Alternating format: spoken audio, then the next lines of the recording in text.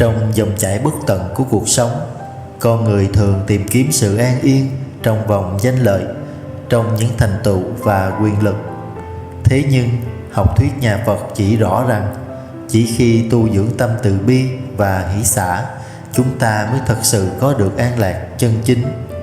Hôm nay, chúng ta hãy cùng nhau bàn về chủ đề cuộc sống an yên nhờ lòng từ bi và hỷ xả dưới góc nhìn của giáo lý nhà Phật, để thấu hiểu rõ hơn con đường dẫn tới hạnh phúc chân thật.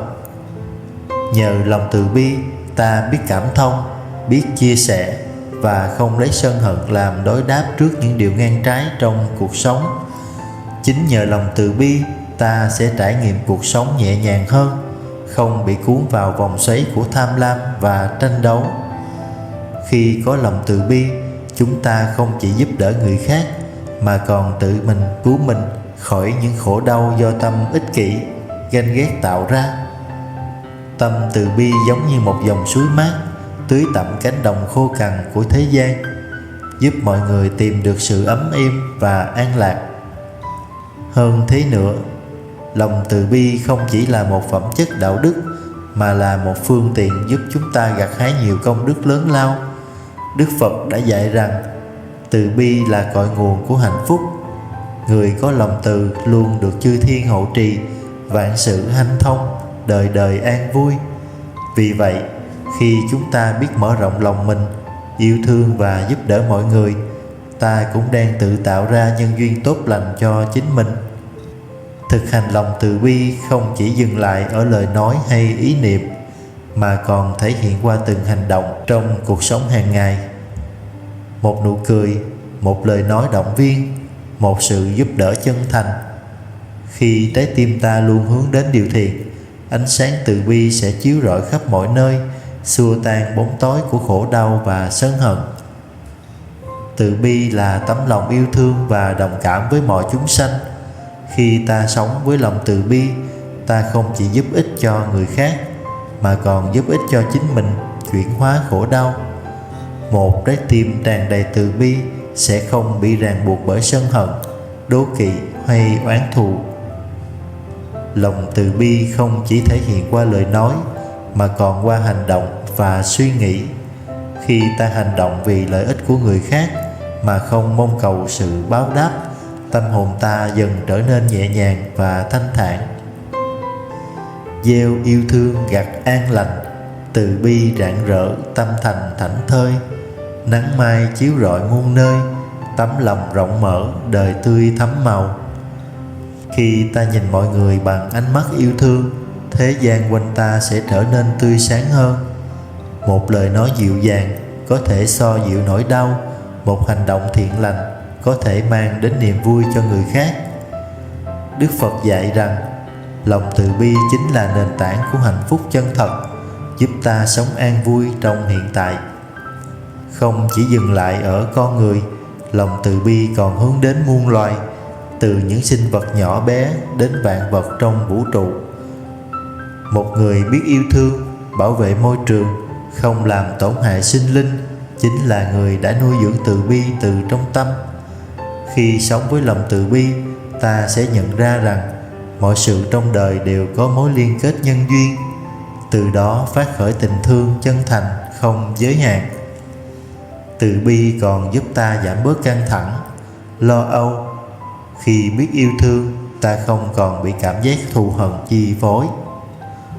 Khoa học hiện đại cũng chứng minh rằng những người có lòng từ bi thường có tâm lý ổn định hơn, ít mắc các bệnh về tim mạch hoặc huyết áp. Như vậy, từ bi không chỉ mang lại lợi ích cho tinh thần mà còn tác động tích cực đến sức khỏe thể chất của chúng ta. Hỷ xả là hành động buông bỏ những oán giận, hận thù và sự chấp trước của bản ngã. Khi ta biết hỷ xả, ta không còn bám víu vào những tổn thương, không còn áp đặt quá khứ vào hiện tại. Cuộc sống vốn vô thường, mọi sự vật, hiện tượng đều thay đổi không ngừng. Nếu ta cứ mãi giữ lấy những oán hận, đau thương, chẳng khác nào tự trói buộc chính mình vào những điều không đáng. Chỉ khi ta học cách buông bỏ, ta mới có thể giải thoát tâm hồn khỏi những ràng buộc không cần thiết. học buông bỏ lòng thanh thản, học hỷ xả đời an vui, chân tâm rạng ngời muôn nơi, từ bi hạnh phúc rạng ngời trên môi. Hỷ xả không có nghĩa là cam chịu hay yếu đuối, mà là sự hiểu biết sâu sắc rằng mọi thứ đều có nhân duyên của nó. Khi ta tha thứ, không phải vì người khác xứng đáng, mà chính vì ta xứng đáng với sự bình yên trong tâm hồn. Người biết hỷ xả là người có nội tâm mạnh mẽ. Họ không để những điều tiêu cực của người khác ảnh hưởng đến hạnh phúc của mình. Khi ta đối diện với cuộc đời bằng tâm thế nhẹ nhàng, ta sẽ thấy mọi sự trên thế gian này đều trở nên đơn giản và dễ chịu hơn. Hỷ xả không chỉ đơn thuần là tha thứ cho người khác, mà còn là sự buông bỏ những mong cầu, chấp niệm trong lòng. Đôi khi ta tự làm khổ mình vì những kỳ vọng quá lớn lao, những điều không đạt được như ý muốn. Khi ta học cách chấp nhận mọi thứ như nó đang là, ta sẽ thấy lòng nhẹ nhõm, không còn bị gánh nặng của tha mái và sân si đè nặng.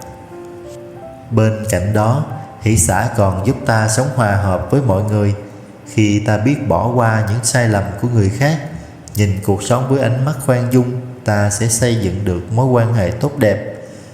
Tâm an đời an, đó là món quà quý giá mà hỷ xả mang lại. Trong cuộc sống, ai cũng mong tìm đến hạnh phúc và sự an yên.